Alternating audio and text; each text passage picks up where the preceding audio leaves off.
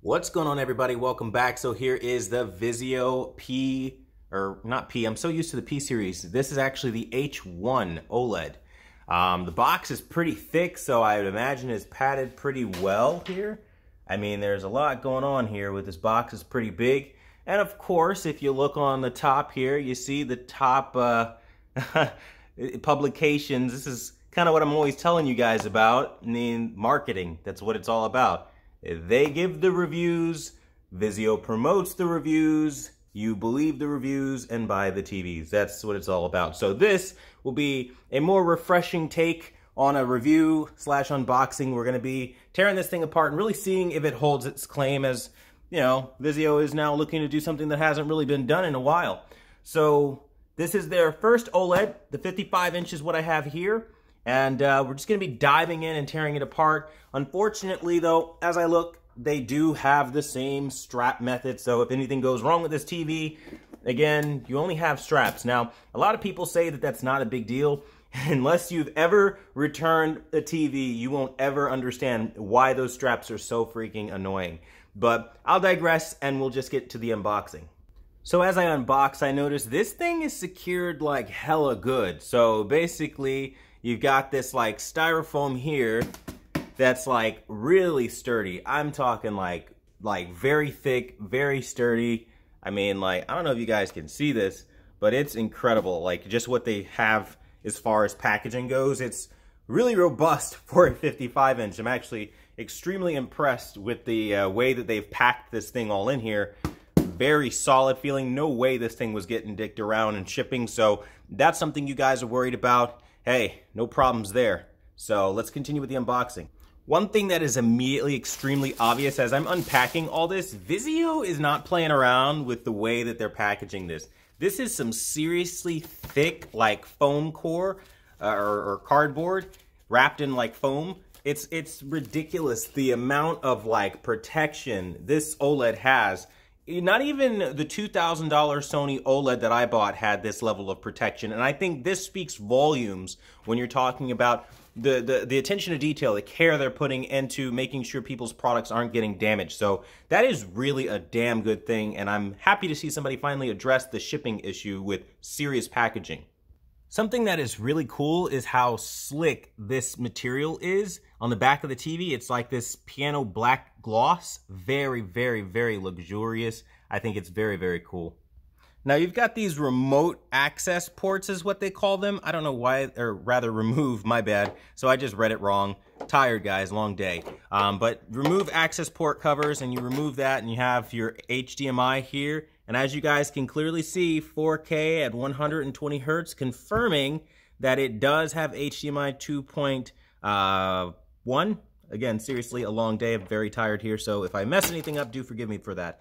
So again, very cool to see that being confirmed, though we kind of already knew what it was there. And then you just go down to the other one, and that's just where they keep the AC adapter. So again, nothing too crazy. One of the things I did think was pretty interesting as well is how they have this right here, where it says, it's just like a little thing that tells you where not to hold and where to hold on the TV. I think that's also really cool.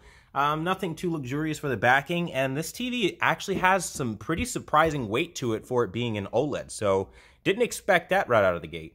Now, to assemble the stand, you want to take this bottom piece, which is a little weighted. It's not the lightest thing I've ever picked up, so that's going to add to the weight of the already not light TV. I imagine what that's going to be like on a final stage here.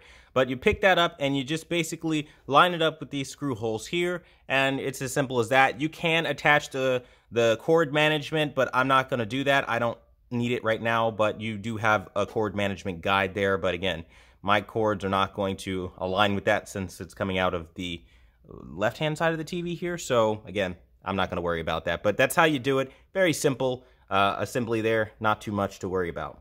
Something I don't like is that in this accessory box here, they just kind of jumble a bunch of stuff together. As you guys see, it's not really organized in any real way. But the problem is you have 2 packets of screws, right? And so unless you want to read instructions or things like that, you're not going to really know which ones because they don't have any annotations anywhere on the screw holes as to what screw does what. Now, obviously from experience, I know it's the 16 millimeter or the M4 16 millimeter. That's what you're going to want to use. You're not going to obviously want to use the tiny 10 millimeter screws for this, but some people might not actually know that. So I just feel like a little more labeling there would have helped Vizio out. And again, you just want to take the base and you want to slide it in and align it obviously with this, which happens automatically once it slides in. And that's pretty much it. You're just going to put your screws in here and then you're good to go. So at this point, this is definitely not a sweat-free process. You're going to break a little bit of a sweat. This has a little bit of a weight to it, and it's pretty freaking annoying at this point for me anyway. All right, so you're going to have to slide this bottom piece in. Do not just slide this thing in thinking it's the stand. These 4 screws, you're going to line it up with this right here, and then it just kind of goes on like so. And then you're going to get those tiny little screws, and then you're going to put them in those little holes underneath here. So that's how you do that part there. Now, something I hate, this stand assembly is fucking stupid, Vizio. Like, what the actual shit is this? Okay, so you have this piece in the middle that blocks thicker screwdrivers. So you're going to need a really thin screwdriver to get down into these little grooves here. And that just makes it so fucking inconvenient for anybody trying to assemble this thing. It's a big hassle. So already out the gate, that's going to piss a lot of people off that have thicker screwdrivers and don't really feel like running out and buying more. If you have thin screwdrivers, it's not a big deal, but it's annoying, right? It shouldn't be this difficult because they designed it in such a way it requires a thin screwdriver. So maybe include a tool or something if you're going to make it like this, Vizio, because this is dumb. Now this bottom piece here, once you have it on, you want to be real careful that you don't lift it from the back, especially if you're a guy, because it's right in the middle of the TV, and if you're doing this by yourself, this thing can blast you right in the dick. So as real as you're going to hear it, be very careful, because the way they've built this TV is so fucking inconvenient. I am bitching about this because holy shit, it should not be this difficult. This stand design is fucking stupid. Like, I am beyond annoyed. It takes the fun out of unboxing or even enjoying a TV when you have to go through this much of a hassle to set up the stand alone. It should not take this fucking long.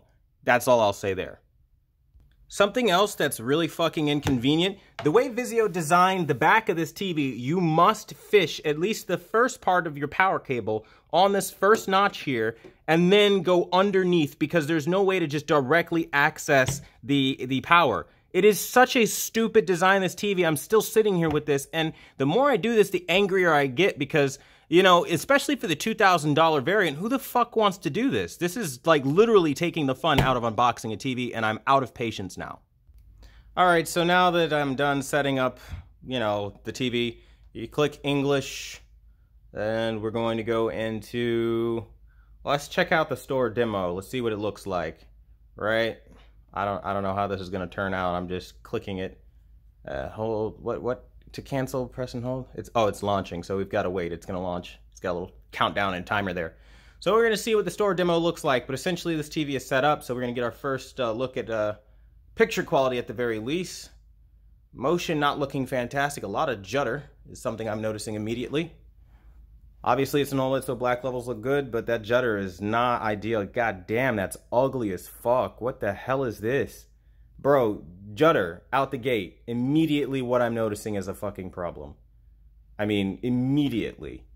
The brightness is glorious though. I mean, it looks beautiful. The picture, obviously the contrast, but that judder? I don't know about that. I don't know about that at all. That's horrible. Like, every other frame is like skip, skip, skip, jittery, jittery, jittery. Like, I'm not with that at all. Now, they might have disabled motion processing. I don't ever watch a TV without motion processing for that reason. I hate what they call natural judder, that filmic look. I really can't stand it. But the picture's pretty. Colors look great. I'm not noticing sour reds like on LG OLED. So it seems like they kind of have an idea on how to represent that stuff. But I don't know, man. I guess I'm really going to have to work on this thing because, at least for motion, that motion, holy hell, it's bad, guys. Like, worst part is the unboxing, second worst part, the motion. So if you had a hard time dealing with that unboxing and setup, the motion is going to be the next worst thing that you're going to have to worry about. So, as you guys can see, it's a beautiful set, though. I think it's pretty mind-blowing as far as picture quality, but we'll dive into it and do a little bit more with it. That being said, I want to thank you guys so much for watching the #1 brand in honesty. Sorry if this was a little negative. This is a real live unboxing, so not much I can say there. But until the next video, I will see you guys later.